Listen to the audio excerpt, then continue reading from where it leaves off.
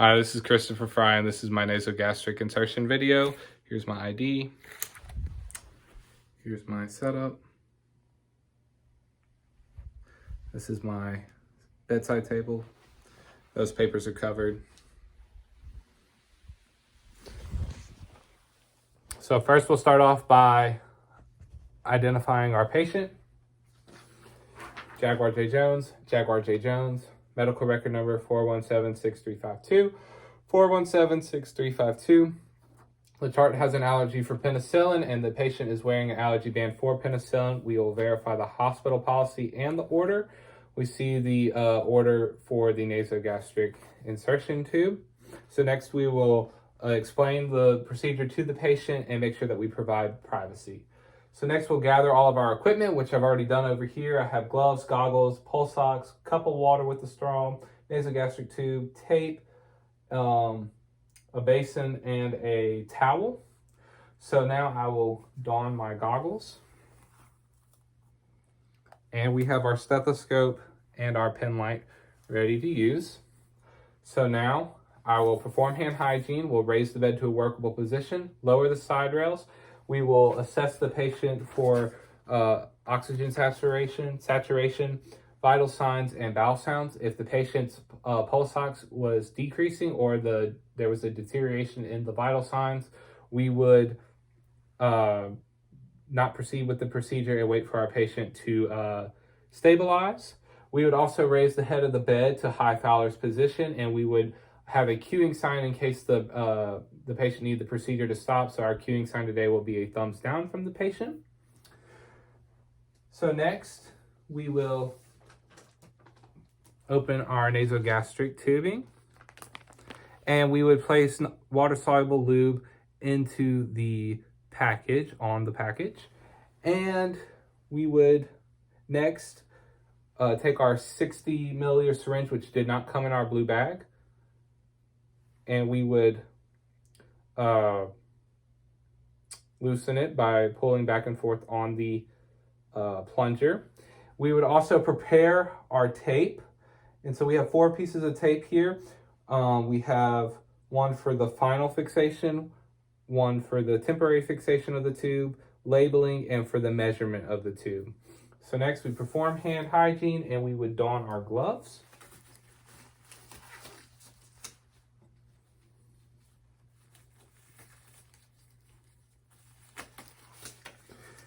Next, we would check for patency bilaterally. So we'd have them breathe in and out on each nair, and we picked the one that was most patent. And so for this, we have the left nair. We would also use an alcohol wipe or soap and water to wash the bridge of the nose and pat it dry. Next, we will grab our nasogastric tube and we would measure it, but we did that in a separate video. So we are going to go ahead and mark that.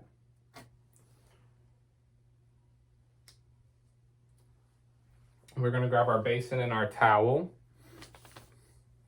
and place that on the patient's chest.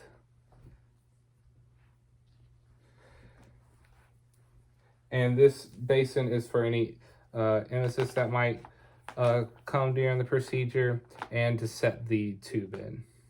So next we will coil the first 3 to 4 inches of the tube and release. And we will place this into the lube on first 4 inches. And now we'll have our patient tilt their head backwards, flex their head backwards with the curved tip downward, and insert. Once we reach the nasopharynx, we would ask the patient to take small sips of water from the glass we provided, or dry swallow. And every time they swallow, we would insert 1 to 2 inches, rotating 180 degrees without inserting against resistance, all the way until we reach our marked point. If the patient had any coughing or decreased O2 sats, we would pull the nasogastric tube out to the nasopharynx region and wait for normal breathing to resume, and then we would ask the patient to swallow and proceed with the procedure. So next, we would take our temporary piece of tape and tape the nasogastric tube to the cheek of the patient. and we would take our tube and we would take our 60 milliliter syringe, our 60 milliliter syringe, and we would aspirate for gastric secretions and assess the pH if indicated. And if there was an order for an x-ray, we would also do that as well. So next we would take the temporary piece of tape off, and we would put our final fixation piece of tape on the bridge of the nose connected to the nasogastric tube. And we would also place a labeling piece of tape over the bridge of the nose. And after that, we would mark with an indelible marker the exit point of the nasogastric tube out of the nair to look for any displacement.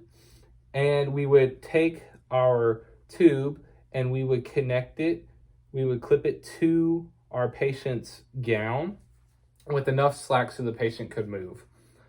So next, we would turn our low intermittent wall suction on, connect the tube to our nasogastric tube, like so, and we make sure that this blue pigtail is always above the patient's stomach.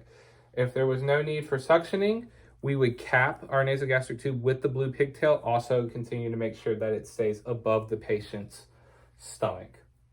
So after that, we would raise the side rails, we would lower the bed to its lowest position, place the call light in a reachable position, and we would make sure that the head of the bed does not go below 30 degrees, and we would clean our area.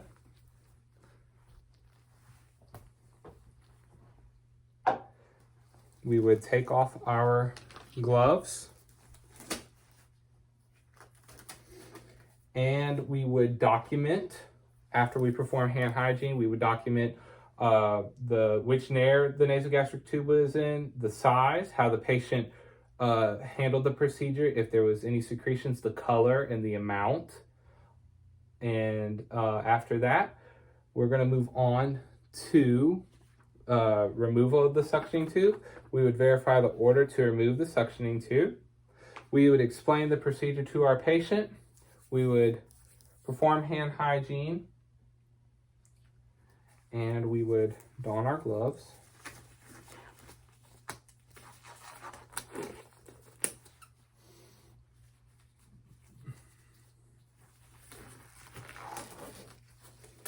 We would auscultate for bowel sounds. We would turn off the suctioning, place the towel in front of our patient. Of course, we'd have the side rails down while we do this. So after we turn the suctioning off, if there was any, we would remove the tape, like so. We would kink the gastric tube, and we'd ask our patient to hold their breath, and we would steadily pull out the tube. We would